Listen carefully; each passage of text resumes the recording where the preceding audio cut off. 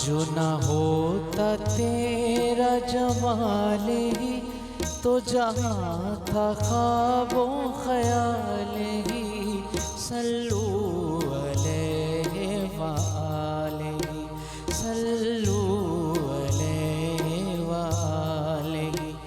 जो न होता तेरा जमाल ही तो जहाँ था ख्वाबो ख्याल ही। सल्लू अलैहि व आलिही, सल्लू अलैहि व आलिही।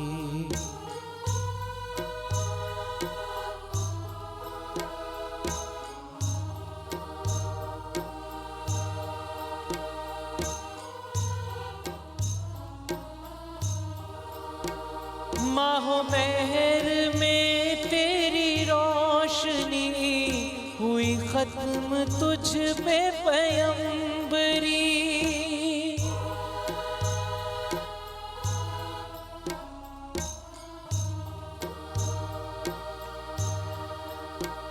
नहीं तुझ सा तेरे सिवा कोई करे कौन तेरी बराबरी, करे कौन तेरी बराबरी।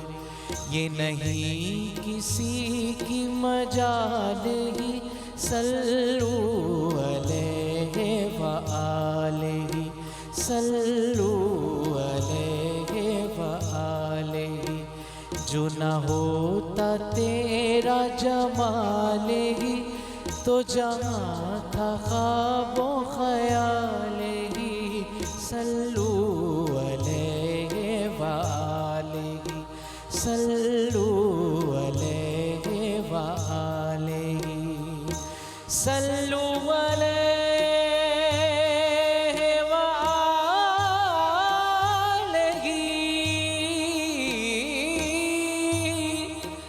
सल्लू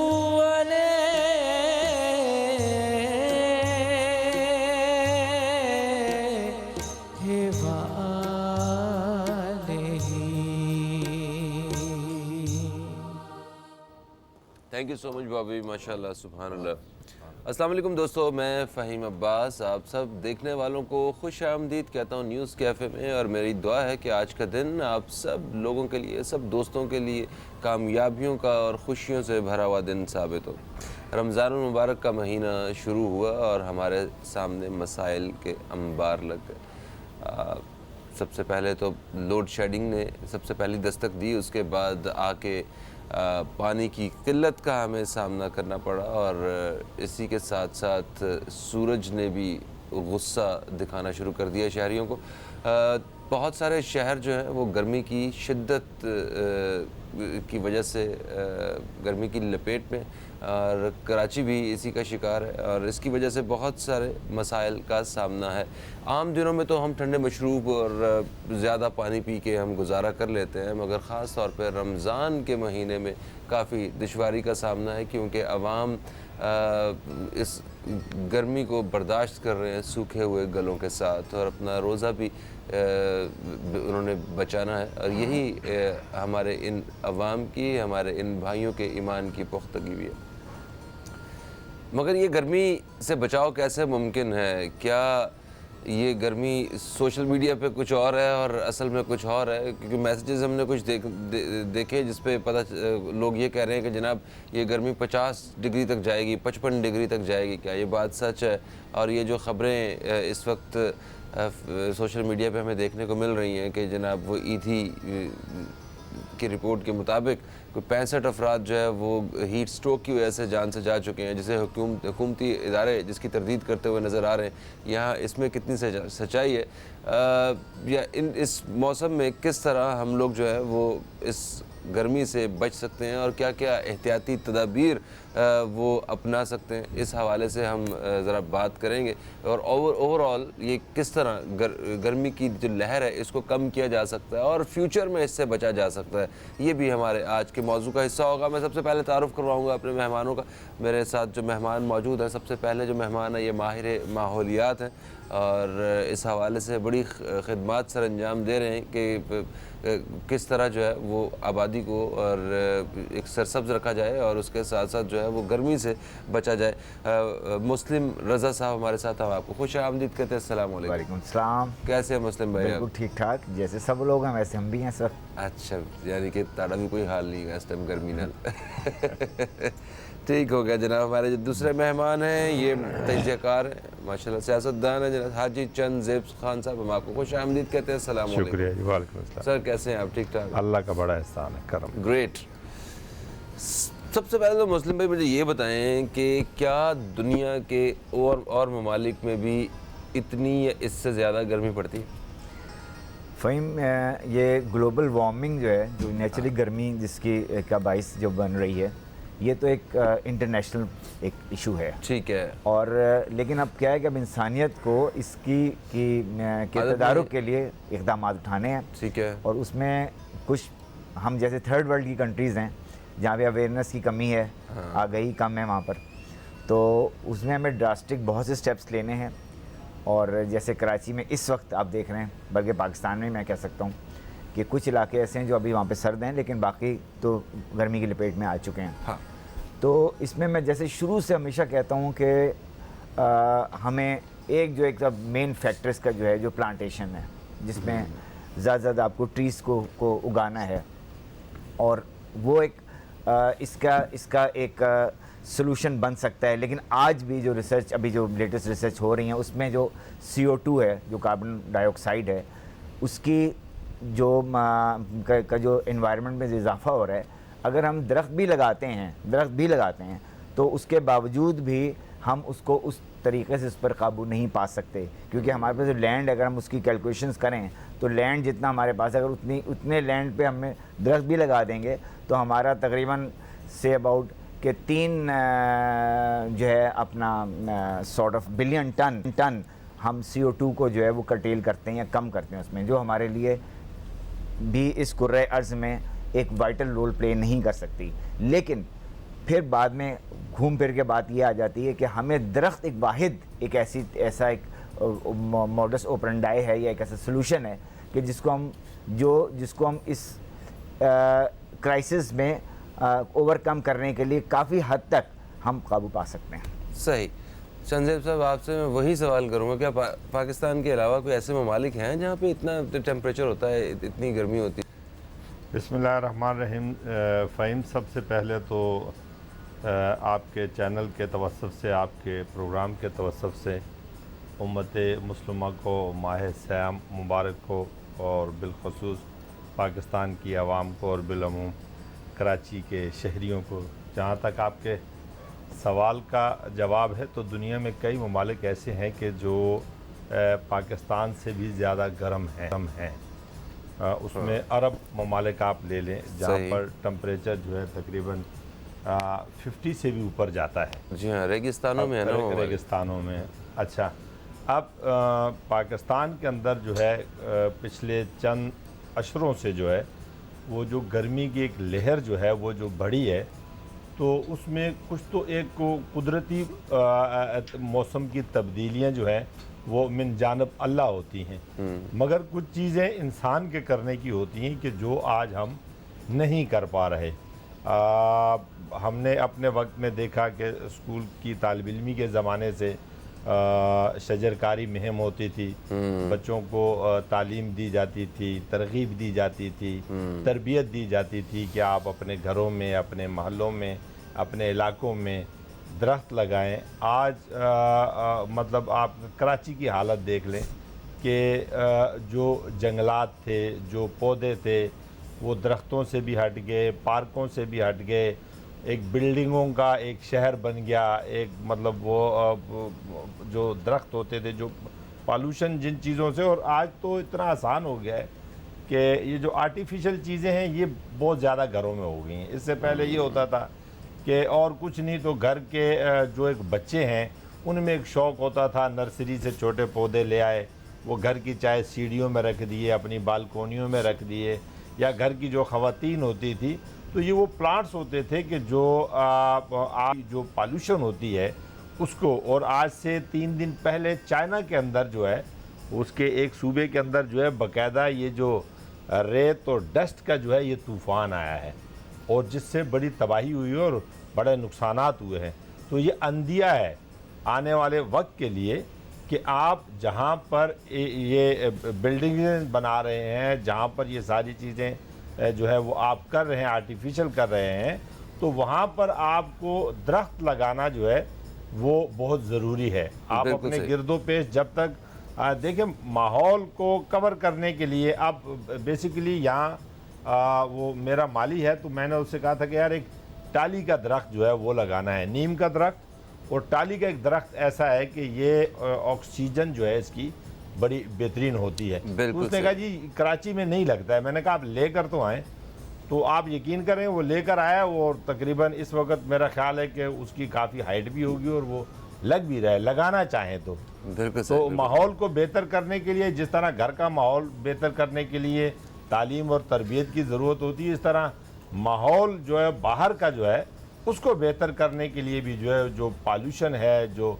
चीज़ें हैं, आप देखें ना जो यहाँ ये पूरा फुजला जो है वो गिर रहा है, धुआं है। बिल्कुल, इस पर सर मज़ीद बात करते हैं इस हवाले से कि किस तरह कंट्रोल किया जा सकता है, कौन कौन से अवामिल है जिनकी वजह से हमें ये सब कुछ देखना पड़ रहा है। एक छोटा सा वक्फा है, वक्फे के बाद आप दोस्तों की खिदमत में हाजिर होते हैं। कहीं मत जाइए, अब तक देखते रहिए न्यूज़ कैफ़े, देखते रहिए।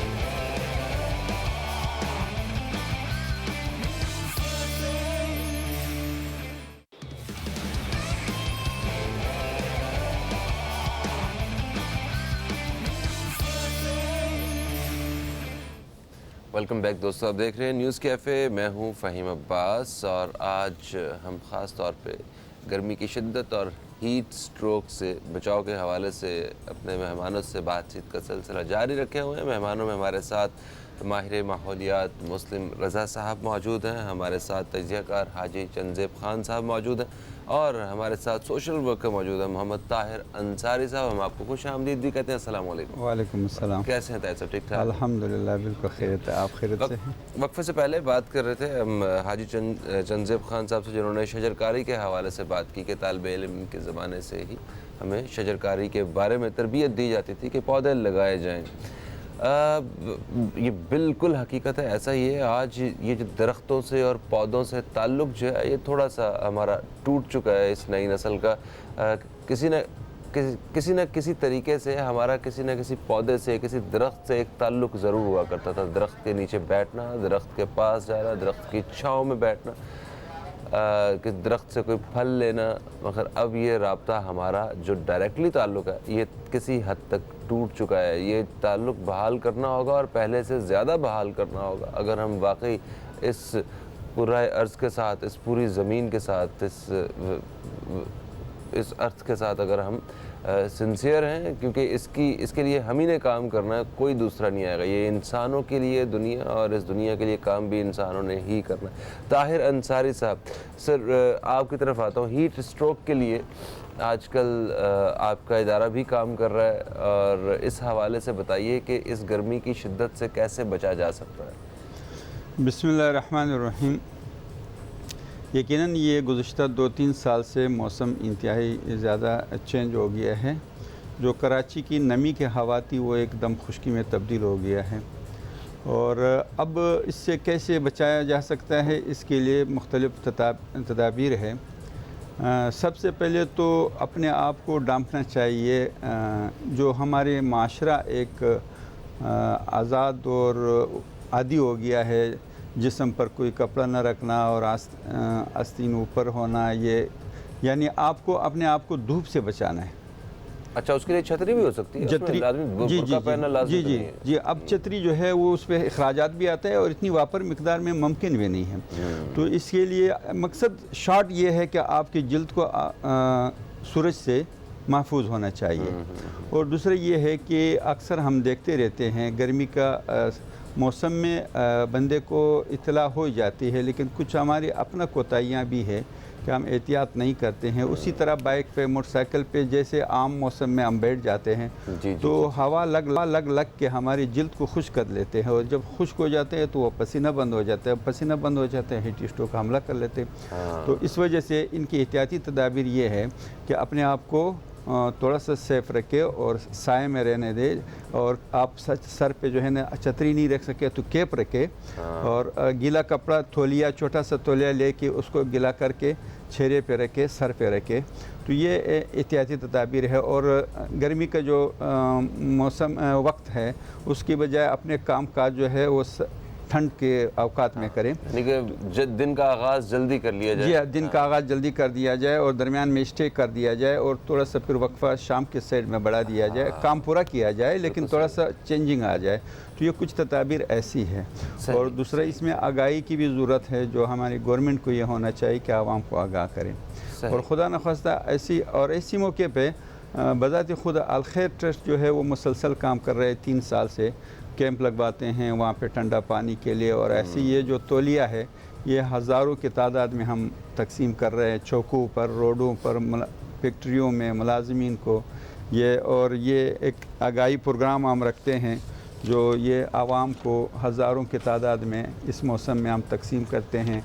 फिर जहाँ जहाँ ज़्यादा गर्मी होते हैं हम महसूस कर रहे हैं वहाँ पे हम कैंप लगवा देते हैं, जहाँ पे कूलर रखवाते हैं। हत्ता यहाँ तक कि अल खैर ट्रस्ट का एक प्रोग्राम है जो अभी पूरी कराची में भी और सिंध में भी कूलर, पानी का जो कूलर है वो मुमकिन हद तक हर घर को ये पहुंचाने की कोशिश कर रहे हैं कि पानी के कूलर उनको मिले। और वो छोटे छोटे कूलर जो बाज़ वक्त गाड़ियों में घुमाते फिराए, गाड़ियों के लिए भी दिया जाता है। तो अल खैर ट्रस्ट 3 साल से हीट स्ट्रोक पर मुसलसल काम कर रहे हैं।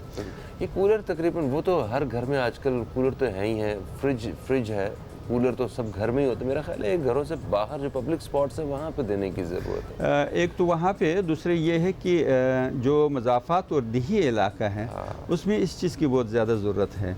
वहाँ यूँ समझ लिए कि बिजली तो ना होने के बराबर है, और अगर कूलर मैसर हो तो ये मेरे ख्याल में उनके लिए फ्रिज के बराबर है। ये ज़रूरी नहीं है कि हर घर में फ्रिज हो, ऐसे हज़ारों लाखों घर है जिसमें फ्रिज आज भी नहीं है।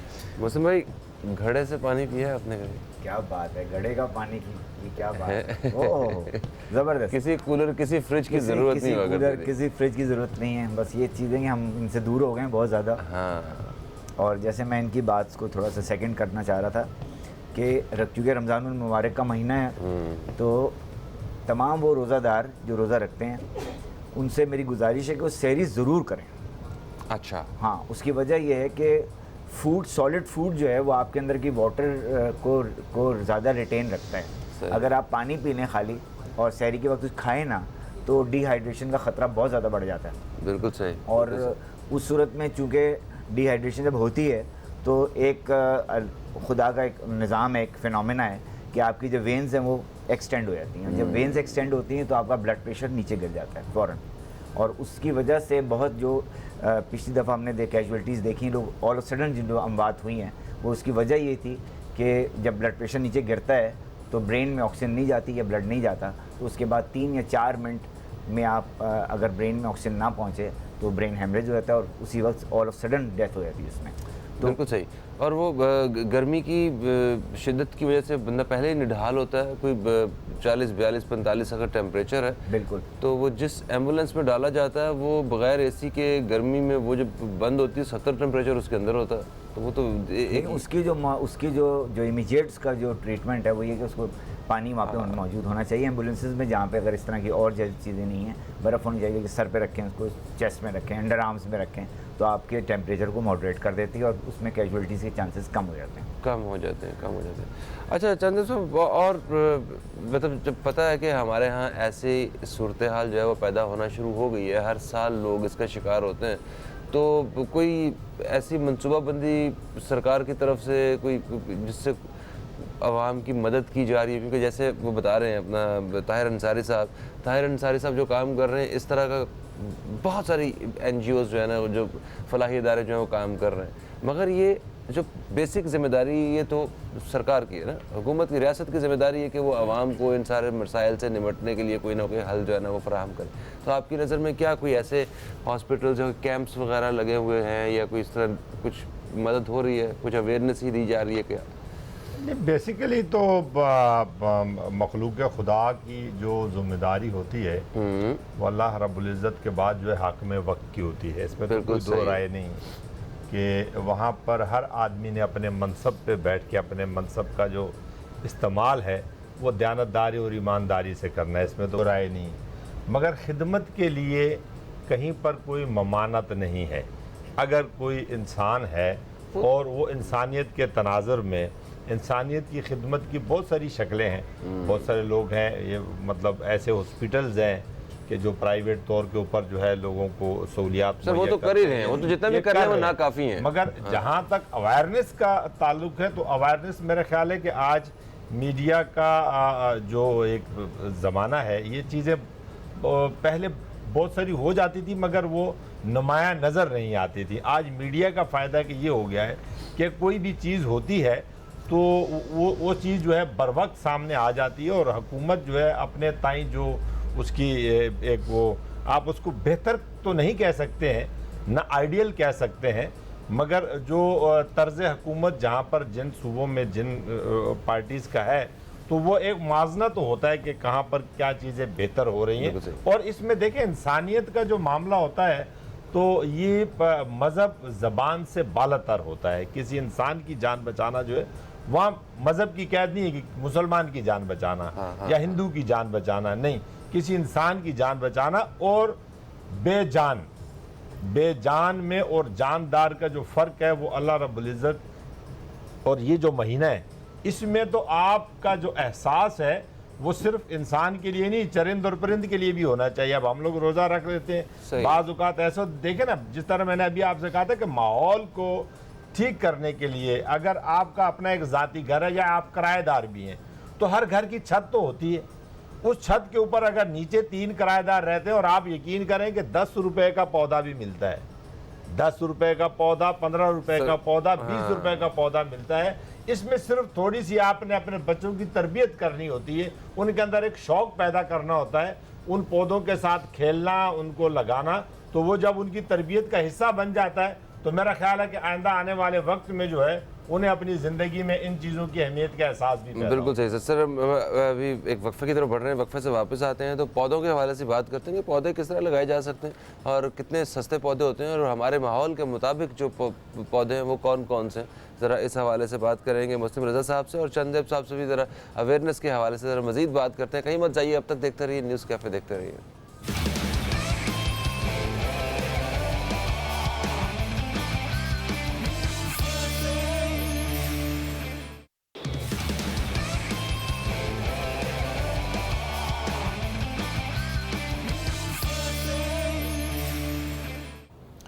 वेलकम बैक दोस्तों, आप देख रहे हैं न्यूज़ कैफ़े। आज हम सूरज जो आग बरसा रहा है इस हवाले से बात कर रहे हैं, हीट स्ट्रोक से बचाव कैसे मुमकिन है, ये हमारा आज का मौजू है। अपने मेहमानों से इसी हवाले से बातचीत का सिलसिला जारी है। मुस्लिम रज़ा साहब हमारे साथ हैं, माहिर माहौलियात, हमारे साथ हाजी चंदेब खान साहब हैं, तजज़ियाकार हैं, सियासत से इनका ताल्लुक़ है और मुस्लिम लीग नून से भी इनका ताल्लुक़ है, बरसर इक़्तिदार पार्टी है जनाब। और ताहिर अंसारी साहब हमारे साथ हैं, सोशल वर्कर हैं। अच्छा चंदेब साहब, वक्फे से पहले बात हो रही थी ना कि अवेयरनेस के हवाले से, तो मुझे ये बताइए कि सरकार की तरफ से आपको क्या ऐसे पैगामात जो हैं वो नज़र आते हैं कि जो आवाम तक पहुंचाए जा रहे हैं या किसी तरह आवाम को अवेयर किया जा रहा है इस हवाले से, और ऐसी क्या पॉलिसी क्या बनाई गई है? क्योंकि पिछले साल भी 2 साल पहले भी अच्छे खासे लोगों की हम बात हुई है, लास्ट ईयर भी हम बात हुई हैं, और इस साल अल्लाह करे कि ऐसा कुछ ना हो, मगर कोई इंतज़ामात वो ज़रा थोड़े से बताएं हमें। इंतज़ामात जहाँ तक तो पंजाब की मैं आपको 2 बड़े जो काम पाकिस्तान कराची की बात करें, यहाँ मैं उसी तरफ आ रहा हूँ ना कि अगर आप पंजाब का मुआवजा आप कर लें तो इस वक्त देखें ना, सेहत के हवाले से पंजाब में डायलिसिस फ्री है, ठीक है, पूरे पंजाब के हॉस्पिटल्स को। अच्छा, फिर ये जो वेंटिलेटर होता है बच्चों का, ये हॉस्पिटलाइज में, ये फ्री हो गया है। अब अवेयरनेस तो मीडिया के हवाले से मिल रही है, मगर जो बुनियादी तौर पे काम है, जिन लोग, मैंने आपसे कहा ना कि हाकिम वक्त जो है वो हज़रत उमर फ़ारूक रज़ी अल्लाह ताला अन्हो का ये कौल है कि दजला के किनारे पर अगर कोई कुत्ता भी प्यासा मरेगा तो उसका जवाब भी उमर को देना है। ये हाकिम के लिए यहाँ तक तो ये जो इतने हजारों लोग मरे हैं उनका जवाब देना है हमारे हुक्मरानों ने। बिल्कुल देना है, हर उस आदमी को देना है। देखिए, एक आदमी होता है कि वो खिदमत पे मामूर है अपनी ज़ात के हवाले से, उसका दिल करता है वो लोगों की खिदमत कर रहा है, ये उसकी तरबियत कह लें, तालीम कह लें। मगर एक आदमी जो है वो मुंतखब होता है, लोगों से वोट लेता है, इलेक्शन लड़ता है, तो उसके ऊपर वो फिर चीज़ें फ़र्ज़ हो जाती हैं, लाजम हो जाती हैं कि अल्लाह की मखलूक के लिए जो बेहतर इक़दाम होते हैं वो करने पड़ते हैं। हुकूमतें आइडियल नहीं हैं, मगर जो चीज़ें करने की हुकूमत की हैं वो आज लोग कर रहे हैं। और लोगों में से मैं आपको बता रहा हूँ ना कि जिस वक्त हम छोटे होते थे तो हमें स्कूल में उस्ताद कहा करता था कि भाई ये पेड़, और बाज़ औक़ात ऐसे तो कि हम तो वहाँ उस वक्त ज़ख़ीरा बोलते थे, जो जंगल होता था उसको ज़ख़ीरा हम लोग बोलते थे। तो हम ज़ख़ीरे में जाते थे, वहाँ हमें आम का पौधा अच्छा लगा, वो हमने उखाड़ा, वो ला के गमले में घर में लगा दिया या घर के सहन में लगा दिया। तो बात ये कि एक तो सबसे बड़ा सदका है, एक दरख्त जो है वो आपके लिए इतना बड़ा सदका जारिया है कि जब तक वो दरख्त रहेगा उसके साए में चरिंद हो, परिंद हो, जानदार हो, कोई भी चीज़ उसके नीचे बैठेगी, सवाब है। उसके ऊपर कोई भी चीज़, चिड़िया हो, तोता हो, मैना हो, जो अपना घर बनाएगा, जो अपना आशियाना बनाएगा, वो अलग आपका सवाब है। फिर उस चीज़ का इस्तेमाल जो है वो हज़रत सरी रहमतुल्लाह अलैह का, अगर आपके पास टाइम हो तो एक छोटा सा वाक़या है। हज़रत सरी रहमतुल्लाह अलैह जो है वो एक दरख्त के नीचे जो है वो आराम फरमा रहे थे, और जब आराम फरमा कर आप जाने लगे तो सरी ने कहा कि दरख्त ने कहा कि ए सरी, तू बेहतर है या मैं बेहतर हूँ? तो हज़रत सरी रहमतुल्लाह अलैह ने फरमाया कि मैं बेहतर हूँ, मैं चूँकि अशरफुल मखलूक़ात हूँ। उसने कहा नहीं, मैं तुझसे बेहतर हूँ। देखा, मुझसे बेहतर कैसे हो सकते हो आप? उसने कहा इसलिए कि जब आपको साए की ज़रूरत हुई आप मेरे नीचे आके बैठ गए, मैंने आपको साया दिया। जब आपको सर्दी लगती है आप मुझे काटते हैं, मुझे जलाते हैं, मैं आपको गर्माइश देता हूँ। मुझसे आप अपनी ज़रूरत की चीज़ें बनाते हैं, मैं सारा कुछ आपको देता हूँ।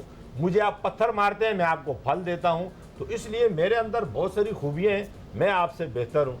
तो हज़रत सरी रहमतुल्लाह अलैह ने फरमाया कि फिर कोई ऐसी ऐब और ऐसी बुराई भी तो होगी कि जिसकी वजह से आप दोज़ख का ईंधन बन जाओगे। तो उसने कहा कि मेरे अंदर इस्तिकामत नहीं है, जहाँ की हवा होती है मेरे पत्ते उधर को चलने लग पड़ते हैं। तो जहाँ खूबियाँ होती हैं वहाँ खराबियाँ भी होती हैं। बिल्कुल सही। अच्छा, हमारे अंदर जो हमारे अपने किरदार की जो इस्तिकामत है ना जी, हर आदमी की निजात का जो जरिया है वो उसकी इस्तिकामत है, उसका किरदार है, उसका अमल है। बिल्कुल सही।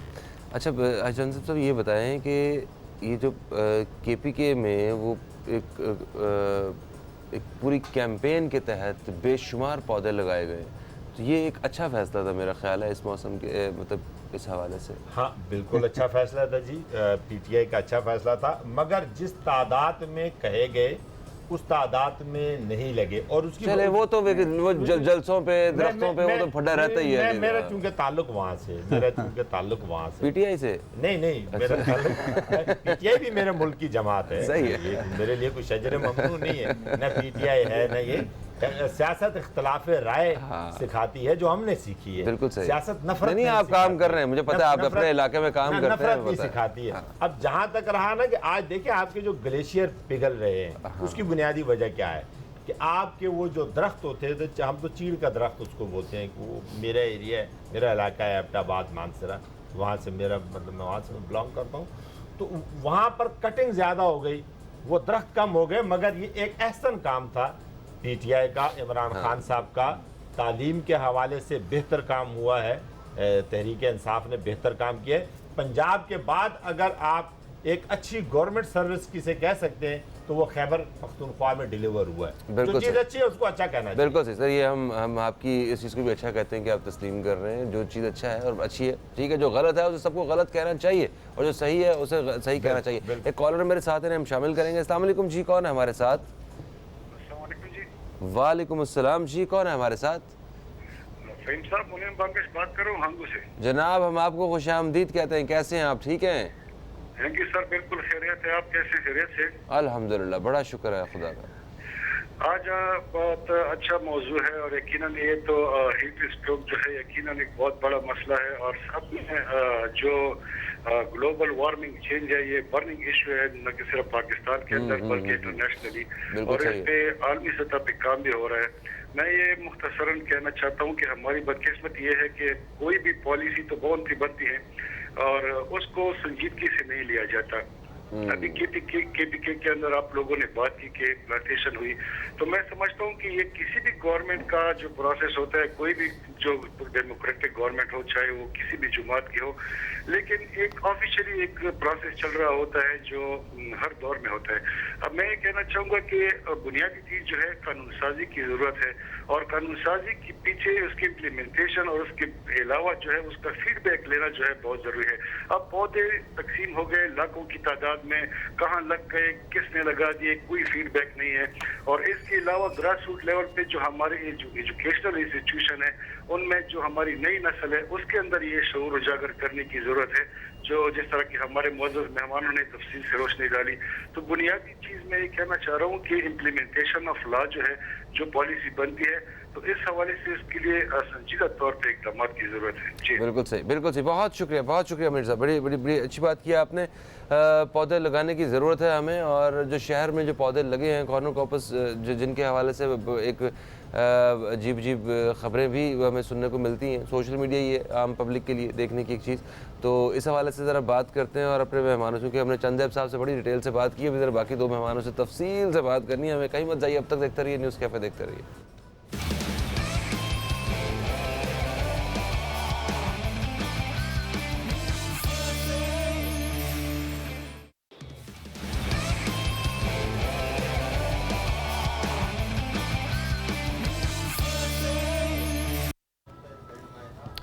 वेलकम बैक दोस्तों, आप देख रहे हैं न्यूज़ कैफ़े। मैं हूं फ़हीम अब्बास और आज हम हीट स्ट्रोक से बचाव के हवाले से अपने प्रोग्राम में एक बातचीत का सिलसिला जारी रखे हुए हैं। ताहिर अंसारी साहब, सर आप ये बताइए कि जिन लोगों को अब मतलब इन दिनों में ख़ास तौर पे बाहर जाना होता है या घर से बाहर जाके काम करना होता है, वो क्या क्या एहतियाती तदाबीर बरत सकते हैं?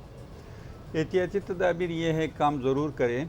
मैंने आपको पहले भी बताया था कि एहतियाती तदाबीर ये है कि वो गर्मी के ख़ुसूसन 11 बजे से लेकर 4 बजे के दौरान यहाँ से निकलने से एहतियात करें। और अगर आपके 11 बजे निकलने का टाइम है तो आप 9 बजे 10 बजे 1-2 घंटे पहले, आप 1.5 घंटा पहले निकल जाए। और 4 बजे आपको निकलना हो तो आप 5 बजे निकल जाए। एक एहतियाती तदाबीर तो ये है सबसे बेहतर। और दूसरी ये है कि जाते हुए अपने पास पानी और छोटा सा तौलिया रखिए और अपने बदन को डांप रखे, धूप से अपने आप को बचाए, चाहे कपड़े से बचाओ, छतरी से बचाओ, साया खेप लगवाओ और अपने आप को धूप से बचाओ। ये एहतियाती तदाबीर। अगर फ़िलहाल तो माशाल्लाह रोज़ा है, लेकिन अगर किसी को रोज़ा न हो या रोज़े का महीना ना हो तो पानी ज़्यादा से ज़्यादा पिए और वो पानी पिए भी और अपने आप को जिल्द पर भी पानी डाला करें और साए में रहे। जहाँ काम आपने करना है कोशिश ये करें कि साए में रहते हुए, जहाँ पे आप कमरे का साया हो, दरख्त का साया हो, दीवार का साया हो। ये एहतियाती तदाबीर ये है कि वो तौलिया अपने पास रखे और मोहतात रहे मौसम। जी, और दूसरा ये है कि अपने वॉक है या खेल है या किसी भी ऐसे किस्म की एक्टिविटीज़ है आपका, तो वो गर्म अवकात में ना किया जाए। ये एहतियाती तदाबीर है। अगर खुदा न खास्ता किसी को हीट स्ट्रोक हो जाए, और बाकी लोगों के लिए ये है कि वो पूरी तौर पर कहीं से भी पानी लेके और उस पर डाल दिया करे। सबसे पहले ये है कि अस्पताल पहुंचाने से पहले भी पानी उस पर डाल दिया करे और उनके जिस्म को ठंडा करने की कोशिश करे। उनको लिटा के वो पंखा या किसी साए में ले जाए। उसके बाद जो है ना, अगर उसको बुखार हो जाए तो वो बगलों में और ये चेहरे पे गीला कपड़ा अगर ठंडा मैसर हो तो बहुत अच्छा, वरना नॉर्मल पानी से गीला करके वहाँ। तो कैसे पता चलेगा कि किसी को हीट स्ट्रोक हो गया है? मतलब हीट स्ट्रोक में कुछ असरात ऐसा है कि एक तो जल्द खुश्क हो जाते हैं और जिस्म में गर्मी महसूस होते हैं, हरारत बढ़ जाती है। अच्छा। और जलन जिस्म में जलन पैदा हो जाते हैं। एक आम गर्मी होते हैं जो पसीना आ जाते हैं। ये अल्लाह ताला ने हमारी ये जो बालों का जो नसें हैं इसमें एक फवारा सिस्टम बना दिया रखा है जो हमें एहसास नहीं होता है। यहाँ से पसीना आते हैं, हमारे जिस्म को ठंडा कर लेते हैं। असल में हीट स्ट्रोक का हमला ये है कि इसको रोक देते हैं, ये मसल बंद हो जाते हैं। तो इस वजह से जिस्म में हरारत बढ़ जाते हैं और सर में दर्द हो जाते हैं, आंखें सुर्ख हो जाते हैं, जिस्म थोड़ा सा लाल हो जाते हैं और बदन चुकनाचूर हो जाता है, ढीला हो जाता है। तो बंदे बेहोशी आ जाते हैं और बदन बिल्कुल बेहरकत हो जाते हैं। दूसरा ये है कि अमूमन इस मौसम में बंदा अगर किसी के चेहरे पे हाथ रखे तो बंदे को महसूस होता है कि इनके बदन गर्म है, तो उसको ठंडा करने की कोशिश करे। और पहले इब्तदाई तौर पर जब तक आपके पास एम्बुलेंस आते हैं या आपको हॉस्पिटल तक रसाई मुमकिन हो, उससे पहले हर एक को ये बात ज़हन नशीन होना चाहिए कि हमने किसी की मदद इस तरीके से करना है कि उसको छाए, फनके और पानी तक उसको ले जाना है। तो ये एहतियाती तदाबीर है। और रमज़ान वाले में ख़ास करके रोज़ादारों से ये रिक्वेस्ट है कि वो अपने औकात में तब्दीली ले आए। ठीक है, अगर आपका काम बिल्कुल दिन वाले काम है तो आप 2 घंटे इजाफी ज़ाया कर दे, यानी एक्स्ट्रा लगा ले, कोई मसला नहीं, लेकिन आप ठंडा ठेम में निकल जाए। और शहरी के वक्त जो है ना पानी ज़्यादा पिया करें। बिल्कुल सही, बिल्कुल सही। और जितने भी हर्बलिस्ट हैं उनके मुताबिक आजकल के दिनों में जो कुदरत की तरफ से हीट स्ट्रोक से बचाव की जो एक दवा मौजूद है मार्केट में, वो है तरबूज। तरबूज जो है वो खाया जाए, उससे काफ़ी ज़्यादा जो है रफाका होता है। अच्छा जी, कॉर्नोकॉर्पस के बारे में बात हो रही थी, तो क्योंकि शहर में हम देखते हैं कि ये दरख्त बहुत बड़ी तादाद में है और सब्ज़ रंग आपको देखने को मिलता है इन पौधों की वजह से। तो क्या ये सिर्फ इस खूबसूरती के अलावा कोई और भी फ़ायदा देते हैं हमें? देखिए फ़हीम, बात ये कि जो कॉर्नोकॉर्पस रेक्टस जो दरख्त है, मैं हमेशा एक बात कहता हूँ और बहुत से प्लेटफॉर्म्स पे बात मैंने कही भी है कि एक निज़ाम कुदरत का ऐसा होता है कि किसी मखसूस ख़ित्ते में जो अल्लाह ताला ने दरख्त पैदा किए हैं, वो चूँकि वो अल्लाह की बसीरत है, वो अल्लाह की हिकमत है कि वो दरख्त इसलिए पैदा किए हैं। जैसे मिसाल के तौर पर मिसाल देता हूँ, हमारे यहाँ नीम होता है, अमेरिका में नीम नहीं होता। वो बड़ी कोशिश करते हैं नीम उगाने की, नहीं उगा पाते।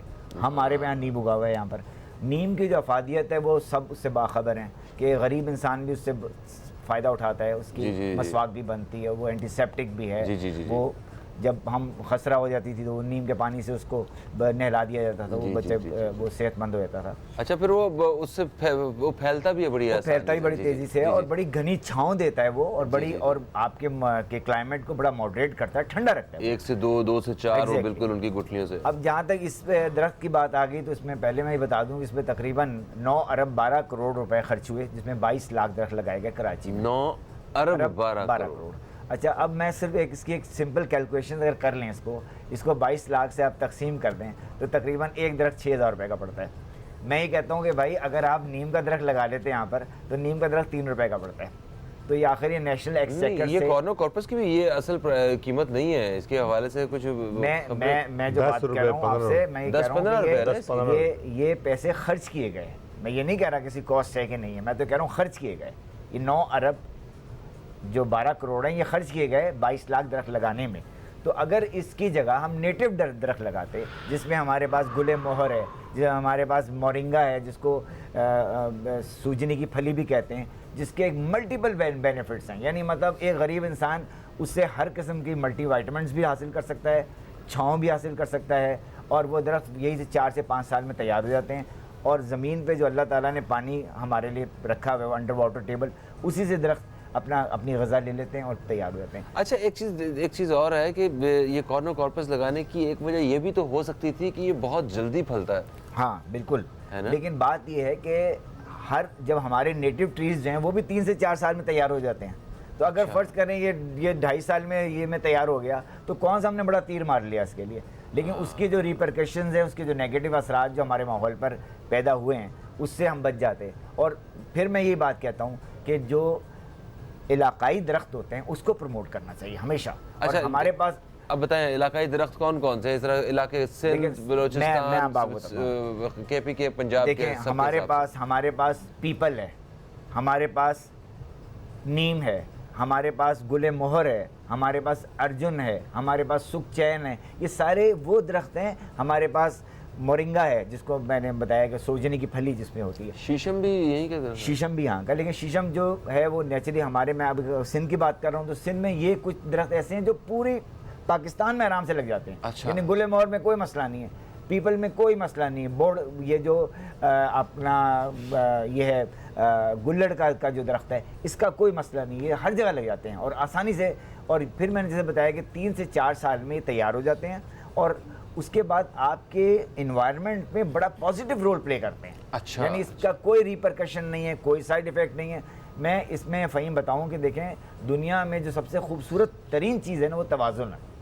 यानी मैं शहद की मक्खियाँ भी जो शहद नेक्टर्स जो हासिल करती हैं, जिसे अपना शहद बनाती हैं, उस शहद के अंदर भी उस इलाके का जो नेक्टर होता है उसमें तासीर होती है कि हर किस्म की एलर्जी से आपको महफूज रखें वो। हाँ, सही है। तो जब शहद की मक्खियाँ वो काम अल्लाह ताला के हुक्म से कर रही होती हैं, जो आपको हर किस्म की एलर्जी से महफूज करती हैं, तो हम क्यों बाहर से दरख्त उठा के लेकर आ रहे हैं और अपने इन्वायरमेंट में मज़ीद एलर्जीज़ पैदा कर रहे हैं। और जो पहले लोग हमारे यहाँ जो है सेहत के मामलात में जो उनके हालात हैं सब उससे वाकिफ़ हैं और मज़ीद उनको और तकलीफ़ों में मुब्तला कर रहे हैं। तो मैं फिर ये कहता हूँ कि अब जितने लग चुके हैं वो तो लग चुके हैं, लेकिन अब मज़ीद जो दरख्त लगाए जाएँ वो हम नेटिव दरख्त लगाएं, ताकि हमें उससे मुकम्मल। अच्छा, ये जो दरख्त होते हैं इनका बारिशों से भी कोई ताल्लुक होता है? बहुत गहरा ताल्लुक होता ये है। ताल्लुक आप हमें बिल्कुल बताएंगे। एक वक्फा ले लूँ, फिर इसके बाद वापस आते हैं। जरा दोस्तों कहीं मत जाइए, अब तक देखते रहिए न्यूज़ कैफ़े, देखते रहिए। अभी हम अब दोस्तों की खिदमत में दोबारा हाजिर होते हैं।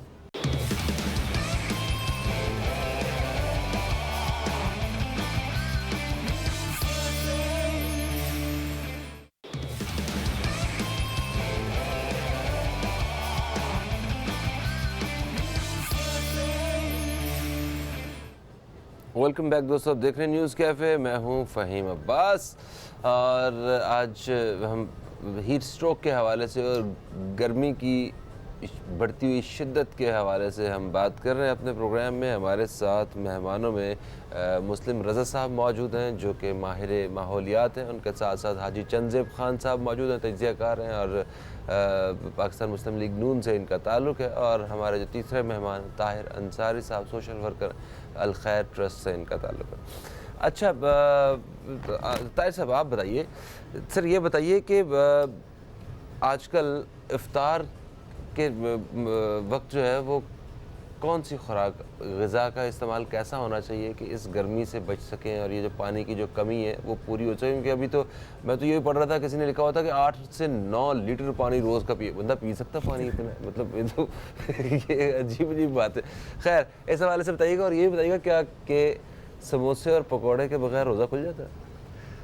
बिल्कुल जी, ये ज़रूरी नहीं है, नामुमकिन है। अफ्तारी के वक्त सेहत के लिए ख़ुसूसन इस गर्मी के मौसम में जितनी भी नॉर्मल और कुदरती अशिया है वो ली जाए। मसनूई अशिया और जो ऑयल, पकौड़े, तेल वगैरह, इससे इज्तनाब किया जाए। और पकौड़े वगैरह एहतियात से, अगर बिल्कुल बंदा न रोक सके तो जायके के लिए कुछ चख लिया जाए तो ठीक है। तो सबसे बेहतर अफ्तारी जो है खजूर के बाद पानी, और अगर गुजारा हो सके तो शरबत के बगैर भी सादा पानी जो है वो ज़्यादा फ़ायदेमंद है, वो ज़्यादा फ़ायदेमंद। और एहतियात ये किया जाए कि ज़्यादा हद से ज़्यादा ठंडा ना हो, नॉर्मल हो। उसका वजह ये ठंडा पानी जो है वो प्यास ज़्यादा नहीं बुझाती हैं, और नॉर्मल पानी हो। ठंडा पानी ज़्यादा गुर्दों पर भी असरात करते हैं, नुकसान, गुर्दों के लिए नुकसानदा होता है बंदा सारा दिन। और दूसरी ये है कि उसके बाद जो है ना, फ्रूट में ज़्यादा से ज़्यादा ये खरबूज इस्तेमाल किया जाए। तरबूज जी मौसमी फल है, लेकिन मौसमी फल में यह है कि खरबूज और तरबूज जो है वो अहम फ़ायदेमंद है जो जिस्म के लिए। और ख़ास करके जो सहरी का अवकात है, सहरी में ये है एहतियात कीजिए, खाने ख़ास करके मुर्गन खाने से एहतियात कीजिए, परहेज़ कीजिए। और सबसे बेहतर दही और लस्सी है। और खाने से पहले कम अज़ कम हर रोज़ादार को पानी खूब पीना चाहिए। उसकी वजह यह है कि खाने से पहले जो पानी है वो जिस्म को हमेशा तरोताज़ा रखेंगे पूरा दिन, और खाने के बाद पानी ज़्यादा फ़ायदेमंद नहीं होते हैं बल्कि नुकसानदा होते हैं। और दही और लस्सी से रोज़ सेहरी करें, और अगर खुदा न ख्वास्ता सालन वगैरह की तरफ तवज्जो ज़्यादा हो तो कम अज़ कम सब्ज़ी इस्तेमाल करें, और तीसरी ऑप्शन पे आप सालन और गोश्त मरगन रखें। तो यानी जो कुदरती अशिया है उसकी इफ्तारी भी फ़ायदेमंद है, मसनूई अशिया से बचे, बाज़ार की अशिया से परहेज़ करें, और जो सेहरी के औकात में जितना भी सादगी से सेहरी हो उतनी वो जिस्म के लिए भी फ़ायदेमंद, आपके आने वाले रोज़े के लिए भी फ़ायदेमंद होते हैं। बिल्कुल सही, बिल्कुल सही। अच्छा सर, आप ख़ुद भी बागबानी का शौक़ रखते हैं और अपने घर में भी आपने अच्छा खासा इस हवाले से जगह का बेहतरीन इस्तेमाल किया हुआ है कि किसी न किसी तरह जो है ना पौधे लगाए जा सकें। इंसानों के साथ साथ परिंदों को भी तो उतनी ही ज़रूरत है छाँव की और पानी की, इस हवाले से क्या कहेंगे आप? देखें, वो ये तो आपके अपने अंदर की एक जो चीज़ होती है ना जी, मुझे ज़ाती तौर के ऊपर जो है ना वो बहुत खुशी महसूस होती है। एक कि हम घरों में ये अफ्तार में रमज़ान में मैंने ज़्यादातर जो देखा है कि लोग खाने का ज़ियाँ बहुत करते हैं, दस्तरखान पे उनकी ज़रूरत से ज़्यादा होता है। पहला एहसास ये है कि आपके आस पड़ोस में, गली मोहल्ले में, और उनसे भी पहले आपके अज़ीज़ रिश्तेदारों में अगर कुछ लोग ऐसे मुस्तहिक हैं कि जिन्होंने शायद ये पूरे रमज़ान में शायद उनको एक खजूर भी मुयस्सर ना हो, तो आपके दस्तरखान का जो एक हिस्सा है उस हिस्से को अगर आप तकसीम करें। देखें, रोज़ा बेसिकली सबक क्या देता है? रोज़ एक वाहिद इबादत है जिसे अल्लाह तबारक व तआला फरमाता है कि ये मेरे लिए है और इसका अजर मैं दूंगा। ये मेरे लिए, खुदा कहता है ये मेरे लिए, बाकी सब कुछ इबादत जो कुछ भी है वो तेरे लिए। ये एक रोज़ा ऐसी चीज़ है कि ये मेरे लिए। अब जब आप अपने रब की इबादत के लिए, तो रब को आपके भूखा रहने से, प्यासे रहने से कोई खुशी महसूस नहीं होती है, मगर वो आपको भूखा और प्यासा रख कर आपको ये एक चीज़ की तरगीब देता है कि आपने भूखे का और प्यासे का एहसास रखना है। आपने रिज़्क का गलत इस्तेमाल जो है वो, चूँकि आपकी भूख मिटाता है, रिज़्क का गलत इस्तेमाल जो है वो नहीं करना है। पानी का गलत इस्तेमाल नहीं करना है कि वो भी ज़िंदगी है। अब इन चीज़ों को जिस वक्त आप अपने दस्तरखान पे इस्तेमाल करते हैं तो उनमें से पहला हक़ तो उनका है। फिर अगर आपकी ज़रूरत के बाद जो आपके दस्तरखान पे बच गया है तो वो बजाय डस्टबिन में, कचरे में जाने से, वो अगर कोई चरिंद और परिंद खा ले तो आप यकीन करें कि उससे ज़्यादा राहत मिलती है। हाँ। चाहे 4 पकोड़े बच गए हैं, थोड़ी रोटी बच गई है। और अगर मतलब पिछले कई सालों से मेरे अपने घर की ये रूटीन है कि मेरे घर से आज तक कभी छान बुरा नहीं बिका है। एक वक्त था वो हम खुद भी छोटे होते थे कि छान बुरा इकट्ठा हो गया तो चलो इसको बेचेंगे, पैसे मिलेंगे तो टॉफ़ियाँ मिल जाएंगी। मगर अब एक तरबियत घर में ये है कि जो बच गया है वो अगर थोड़ा सूख भी गया है तो उसे पानी में डाल दो, नरम कर दो उसको, और वो जाके आप अपने हाथों से परिंदों को सदका, खैरात, ज़कात, ये मेरे रब को पसंद है और ये आपके ऊपर आने वाली आफात को टालने के लिए मेरे रब ने आपको तरगीब दी हुई है। और इस तरगीब को जो है वो जब आप खुद करते हैं ना, अब मतलब मैं खुद निकलता हूँ बाहर, मैं चीज़ों को देखता हूँ, मैं चीज़ों को करता हूँ, तो ला महाला मेरा अगर बेटा है तो वो देख रहा है कि ये बूढ़ा बाप ये काम कर रहा है तो मैं कर लूँ, तो उसको देखा देखी फिर उसके बच्चे करते हैं, तो बच्चे स्कूल में पढ़ते हैं, बच्चे घर से सीखते हैं। आप अगर चाहते हैं कि आपका बच्चा एक अच्छा इंसान बन जाए, एक अच्छा इंसान मेरी नज़र में अपने मज़हब का अच्छा तर्जुमान बन सकता है।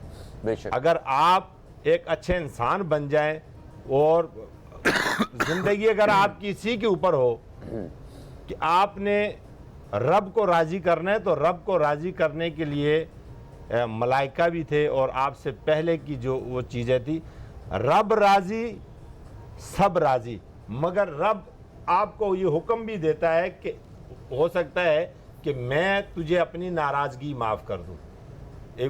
कल मैंने एक वो वाक़या जो है वो छोटी सी है अगर आप कहें तो, हज़रत मूसा अलैहिस्सलाम जो है उनसे उन्होंने अल्लाह तबारक व तआला से अर्ज़ की कि बारी ताला मुझे मेरी उम्मत का सबसे गुनहगार आदमी जो है उससे मिला दे।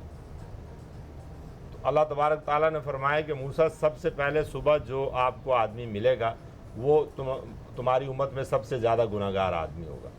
अब मूसा अलैहिस्सलाम जिस वक्त सुबह उठे घर से तो एक शख्स एक बच्चे को लेकर जो है वो जा रहा था। तो मूसा अलैहिस्सलाम ने कहा कि ये मेरी उम्मत में सबसे गुनहगार आदमी है। जब शाम को दोबारा हम कलाम हुए तो फिर अर्ज़ की कि बारी ताला मेरी उम्मत का सबसे नेक आदमी जो है वो मुझे मिला दे, जो सबसे अच्छा आदमी है। तो अल्लाह तबारक ताला ने फरमाया कि जब शाम को घर जाओगे तो रास्ते में जो तुम्हें आदमी पहला मिलेगा वो उम्मत का सबसे अच्छा आदमी होगा। जब वो शाम को जब जाने लगे तो वही शख्स, वही बच्चा उसके कंधों पे। तो मूसा अलैहिस्सलाम जो है उन्होंने कहा कि ये तो सुबह कहा था कि ये सबसे बड़ा गुनाहगार है, ये अभी सामने आ गया तो ये सबसे अच्छा है। तो अल्लाह तबारक ताला से अर्ज़ की कि या बारी ताला सुबह कहा था कि ये सबसे बुरा है, अब आप कह रहे हैं कि ये उम्मत का सबसे अच्छा है।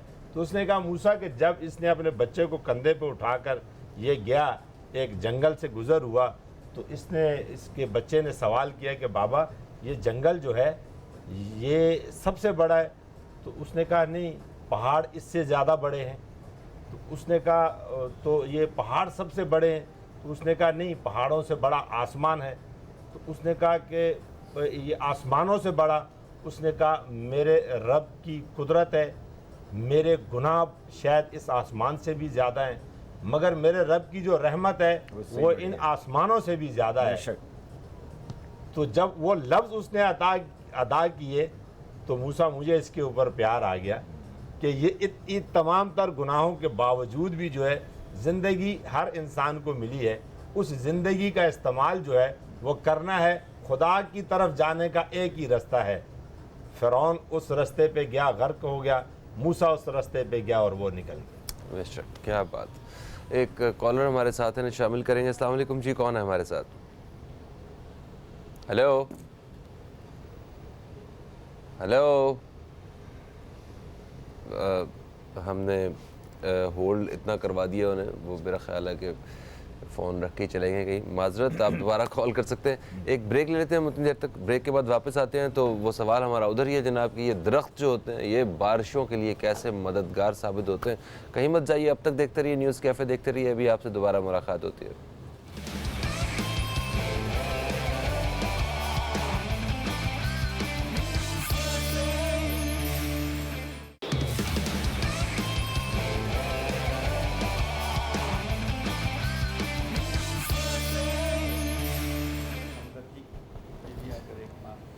वेलकम बैक दोस्तों, अब देख रहे हैं न्यूज़ कैफ़े। मैं हूं फ़हीम अब्बास। हीट स्ट्रोक से बचाओ, ये है हमारा आज का मौजू। मुस्लिम रज़ा साहब, अब बताइए कि ये जो दरख्त होते हैं ये किस तरह बारिश के लिए मददगार साबित होते हैं? देखिए, दरख्त तो एक प्राइमरी का बच्चा भी जानता है कि ये रेंस को अट्रैक्ट करते हैं। क्यों करते हैं? कि वो मॉइस्चर क्रिएट करते हैं। जब मॉइस्चर क्रिएट करते हैं, एनवायरनमेंट में मॉइस्चर पैदा होता है और उसके बाद वही मॉइस्चर ऊपर जाकर फिर उसको बारिश की शक्ल में ढाल के आपको बारिश की शक्ल में बरसाता है। तो ये दरख्त कोई भी हो? हाँ, कोई भी हो, लेकिन लेकिन बात ये है कि कुछ दरख्त, जैसे कि हमने बात की कैटेगराइज किया कि जो एनवायरनमेंट फ्रेंडली नहीं है, वो इतना मॉइस्चर क्रिएट नहीं कर रहे। तो जब मॉइस्चर नहीं क्रिएट करेंगे तो फिर बारिश कहाँ से अट्रैक्ट होगी वो?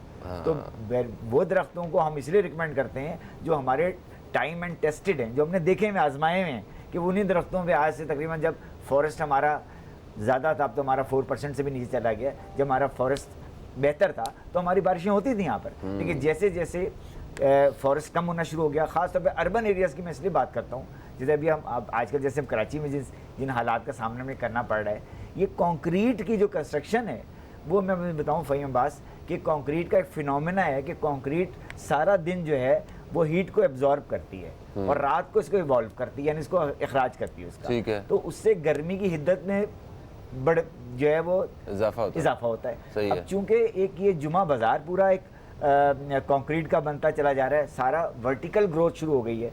अब जो है वो एक तरीके से हॉरिजॉन्टल ग्रोथ नहीं है, जगह कम हो चुकी है। तो मैं इसमें हमेशा एक बात कहता हूँ कि आपको अमूदी फॉरेस्ट पर ध्यान देना चाहिए।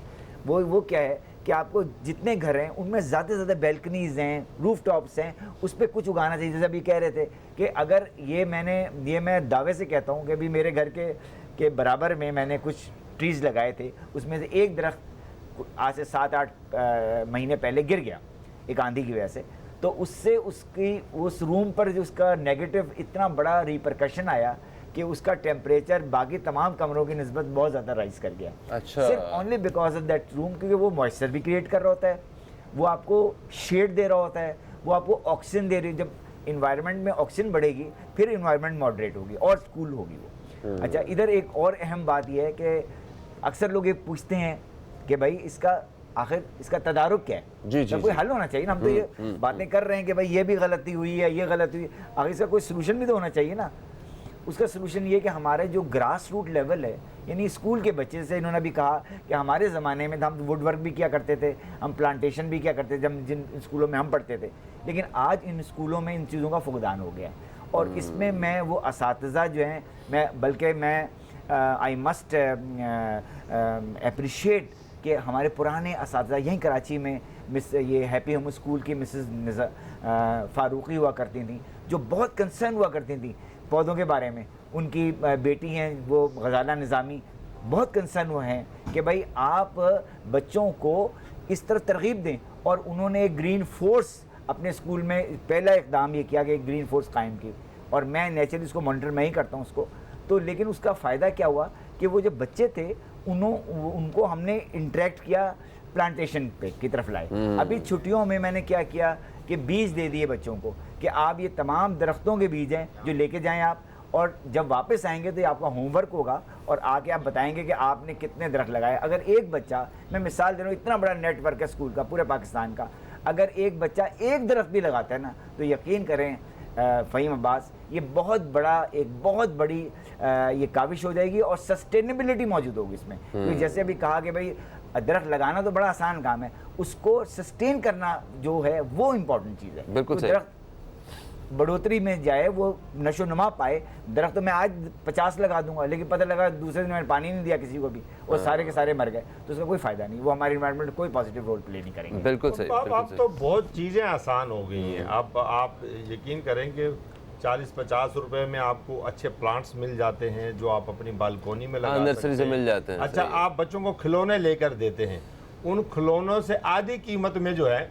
एक गमला वो मिल जाता है। ये बीज इनके मिल जाते हैं, वो छोटे छोटे मतलब वो लगाएं। और अब तो ऐसा हो गया कि 15-20 दिन के अंदर जो है वो बड़ा खूबसूरत सा फूल एक निकल आता है, और 15 रुपए का या 20 रुपए का पैकेट मिलता है जिसके अंदर जो है वो ये बीज होते हैं। हाँ, ये सही। बीज- ये बच्चों- एक तो बच्चों को आपके जो फूल हैं, जो ये दरख्त हैं, जो ये चीज़ें हैं, इनके बारे में अवेयरनेस होती है। दूसरा, बच्चों के अंदर एक कंपटीशन पैदा होता है। बिल्कुल सही, बिल्कुल सही। एक बच्चों के अंदर शौक जो है बच्चों वो में पैदा किया जा मुनाफत सकता है, उन्हें बीज ला के दिए जा सकते हैं और उन्हें घर में ही गमलों के अंदर रख के उन्हें बताएं कि देखिए हमने बीज इसमें बो दिया है, पानी दें उन्हें, और उन्हें बताए वो एक आध दिन में जब उसके उसकी वो क्या बोलते हैं, क्या निकलती है, कोपलें निकलेंगी, हाँ, कोपल निकलेगी ना शुरू जब, हो जाएगी। हाँ, तो और तब गमलों की टूटना भी शुरू हो जरूरत उनका नहीं। आजकल interest- जो देखे ना interest आप, पैदा होना शुरू हो आजकल जाएगा। आप घी का डब्बा आप खरीदे, हाँ। प्लास्टिक का डब्बा आता है बड़ा खूबसूरत सा, ऊपर से उसका वो हेड निकालें, गमला बन जाता है। बिल्कुल। उसको आप कलर कर दें, मुख्तलिफ कलर कर दें आप उसको, वो चेंज हो जाता है। मतलब कम खर्च में आप अपने बच्चे की अच्छी तरबियत कर सकते हैं। एक और शौक वो- तो पैदा वो- कर वो दिया ना। तरबियत जो शौक है पैदा कर वो सकते एक हैं। शौक पैदा हो गया। दूसरा ये कि आपके घर में जब आपके घर की जो लुक बनेगी ना जी, हाँ। जो आप हजारों रुपए लगाकर पेंटिंग और ये सारी चीजें लगाते हैं, ये आप अपने बच्चों को सिर्फ इन दरख्तों से मोहब्बत करना सिखा दें। बेशक। बिल्कुल आप सही। यकीन करें कि जब वो उनकी केयर करेंगे तो फिर वो आपकी भी केयर करेंगे। आज जब आपने उनको मसनूई चीजों की तरफ लगा दिया है ना, तो उनके शौक भी मसनूई हो गए, उनका प्यार भी मसनूई हो बिल्कुल गया, सही, और वो बिल्कुल आपसे भी दूर हो गए। बिल्कुल सही। ये वो बीज जो है वो सिर्फ एक पौधे का बीज नहीं बोया आपने बच्चे के साथ, एक्चुअली आपने बच्चे के दिल में पौधों से लगाव का बीज बोया। मोहब्बत तो के क्या बात। अच्छा जनाब ताहिर अंसारी साहब, आप इस महीने के हवाले से कुछ कहना चाह रहे थे, मैं नोट कर रहा था, मैंने कहा आपकी तरफ। यकीनन ये रमज़ान मुबारक एक ऐसा बाबरकत महीना है कि इसमें हमारी भी मजदूरी बढ़ जाती है और ये नेकियों का एक सीज़न का महीना है जी हाँ, जी। और हमें एक अमल की 70 गुना अजर मिलते हैं। बिल्कुल तो सही। लिहाजा ये हमदर्दी का महीना है और साथ साथ में इसके बाद ईद आने वाले हैं। यकीनन दरख्त लगाना जो है वो सदका जारिया है।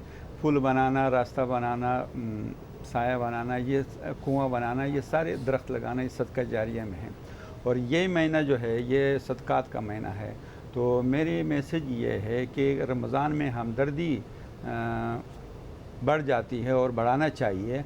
अपने पड़ोस की और इर्द गिर्द की कच्ची बस्तियों की, गांव वालों की, दूर दराज गरीब बस्तियों की, मुतासरा बस्तियों की हालात को मद्देनज़र रखते हुए उनकी मदद करनी चाहिए और सहर और अफ्तार की, जिसके पास राशन ना हो, राशन की कमी हो या रोज़े में जो अज़मात अमूमन बढ़ जाती हैं उसकी कमी हो, उनमें उनकी मदद करनी चाहिए। और इसके साथ ईद आने वाले हैं, जहाँ पे कोई भी बंदा अपने बच्चों के लिए 1000 रुपये ख़र्च कर रहे हैं, वहाँ पे वो 200 रुपये दूसरे के बच्चों के लिए रखें। और ऐसी सैकड़ों हज़ारों बच्चे हैं जो ईद के कपड़े नहीं खरीद सकते हैं और ऐसे हज़ारों लाखों रोज़ादार है जिनकी सेहरी जो है वो बिल्कुल मांद पड़ी हुई है। तो लिहाजा मेरी ये एक मैसेज है कि हमदर्दी का महीना है और ये इसमें आपको एक नवाफिल के सवाब आपको फ़र्ज़ के बदले आपको सवाब मिलता है और एक हर नेकी का आपको 70 गुना अजर मिलते हैं। तो इससे मौके को ज़ाया नहीं करना चाहिए। अपने नेकी और नेक अमल, अपनी इबादत को भी बढ़ाना चाहिए और लोगों के साथ हमदर्दी को भी बढ़ाना चाहिए। ठीक है, दूसरों को खुशियों में शामिल करना चाहिए, खुशियाँ बांटनी चाहिए और उनका ख्याल करना चाहिए। जी बिल्कुल जी, सही। खुशी होती है असल में होती है। एक चाहे एक आपके खुशी पास अपने एक लिए खजूर होती है हो, और चाहे एक एक खुशी जो है अंदर की तस्कीन के लिए होती है और तस्कीन तभी मिलती है कि जब आप दूसरे की राहत का और सबब दूसरी बात यह है कि आप एक खजूर से हो, पानी से हो, राशन से हो, किसी भी हवाले से आप किसी का रोज़ा अफ्तार कराओ, आपको उतनी अजर मिलेगी जितने रोज़ादार का हो और उनके रोज़ादार की अजर में कमी नहीं आएंगे। तो लिहाजा ये मेरी रिक्वेस्ट भी है पूरी उन लोगों से जिनको अल्लाह ताला ने दिया है कि वो दूसरों का सोचें और हमारी उसके लिए कौम ऐसे जो है ऐसे है कि अगर किसी के पड़ोस में नहीं है, किसी के बस नहीं है ख़ुद पहुंचने का, तो इस किस्म के अलखैर जैसे इदारे मौजूद हैं, सैकड़ों इदारे हैं कि वो इस रमज़ान में इसी पे काम कर रहे हैं। हाँ, जिस पे आप ट्रस्ट करें, किसी पे भी आप जी जी जी, जिस पे ट्रस्ट हो, फ़हीम जहाँ हमारे पे मैं हो। समझता हूँ पहले कि तो बड़ी अपने फ़ख्र की रिश्तेदार बात है है, हमारे पहले लिए। तो अपने रिश्तेदार है और अपने करीबी पड़ोसी है, उसके बाद जो है ना आप किसी भी गरीब को तलाश करके उनकी मदद कर सकते हैं। बिल्कुल सही। और ये बात हकीकत है कि जब हमने ये जो चैरिटी का काम होता है, ये अल्लाह ताला की अमानत होती है। हमने वो अल्लाह ताला की अमानत होती है, अल्लाह की राह में ख़र्च करने, उसके लिए थोड़ी सी मेहनत करना बनती है। आपको ये ज़रूर सोचना चाहिए, थोड़ा सा वक्त इस हवाले से आपको सर्व करना चाहिए कि मैं जहाँ ये अमानत जो है दे रहा हूँ, अल्लाह की राह में पैसे खर्च कर रहा हूँ, क्या ये डिज़र्विंग बंदा है? वैसे तो आपको हर सिग्नल पे, हर जगह पे इतने भिखारी मिल जाएंगे। आजकल आपको पता है रमज़ान की वजह से पता नहीं कहाँ कहाँ से सैलाब आया हुआ है भिखारियों का।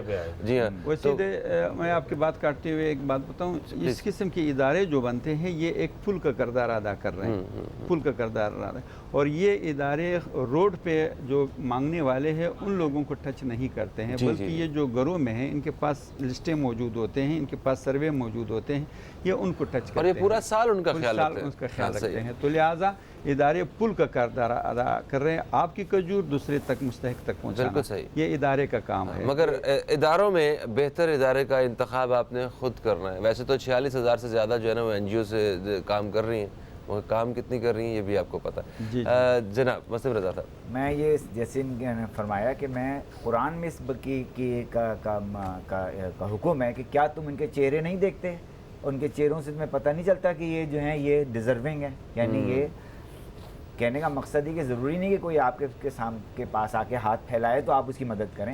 आप खुद अपने माशरे में देखें, बहुत से ऐसे लोग हैं जो अपनी इज़्ज़त नफ्स के लिए किसी के आगे हाथ नहीं फैलाते, लेकिन वो मुकम्मल डिज़र्व करते हैं, उनकी मदद की जाए। Sir thank you so much, आप सब मेहमानों का बहुत बहुत शुक्रिया। आज काफ़ी अच्छी गपशप हुई जिसमें बहुत कुछ हमें पता चला कि हमें क्या करना है। मौसम के हवाले से जो है जो बहुत गर्म मौसम है, जो औकात हैं, उसमें कोशिश करनी है कि हम छाँव में रहें, साए में रहें और वो काम ना करें। दिन का आगाज़ जल्दी करें और शाम देर तक काम करें। अपने सहरी इफ्तारी में पानी का इस्तेमाल और इस तरह जो है वो घी में तली हुई चीज़ें जो है ना उनका इस्तेमाल कम से कम किया जाए।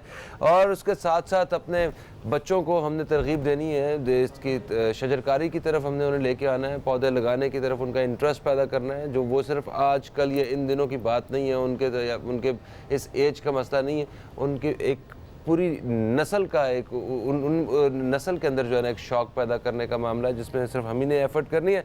परिंदों का ख्याल रखिए, अपनी बालकनी में या छत पे उनके लिए थोड़ा सा साया उनके लिए बनाइए और साए के साथ साथ उन्हें पानी जो है वो फराहम कीजिए। कराची जैसे शहर में ख़ास तौर पे, दूसरे शहरों में तो फिर पानी जो है वो मिल जाता है उन्हें, कहीं ना कहीं वो पानी पी लेते हैं। यहाँ पे खारा पानी ही होता है, तो यहाँ मीठा पानी आपको ही प्रोवाइड करना है उन्हें। फुरकान बॉबी की आवाज़ के साथ आप दोस्तों से इजाज़त चाहूँगा। अपना बहुत सारा ख्याल रखिए, दुआ में याद रखिए। आप दोस्तों से फिर मुलाकात होगी, तब तक के लिए खुदा हाफिज़। पाकिस्तान जिंदाबाद।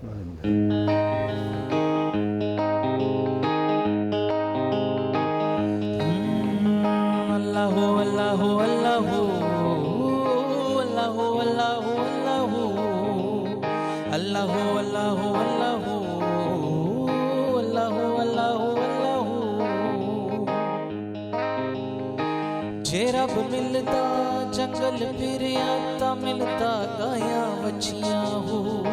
जे रब मिलता नातियां धोतियां ता मिलता डडुआं मछियां हो। बुल्ले शारब होना नु मिलदा, बुल्ले शारब होना नु मिलदा, नियता जिना दियां सच्चियां हो। अल्लाहु अल्लाहु अल्लाहु अल्लाहु अल्लाहु अल्लाहु अल्लाहु अल्लाहु अल्लाहु अल्लाहु अल्लाहु अल्लाहु।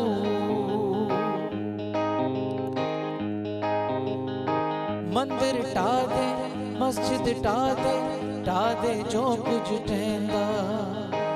एक बंदे दा दिल ना ठावे, एक बंदे दा दिल ना ठावे, रब दिलां विच रहंदा।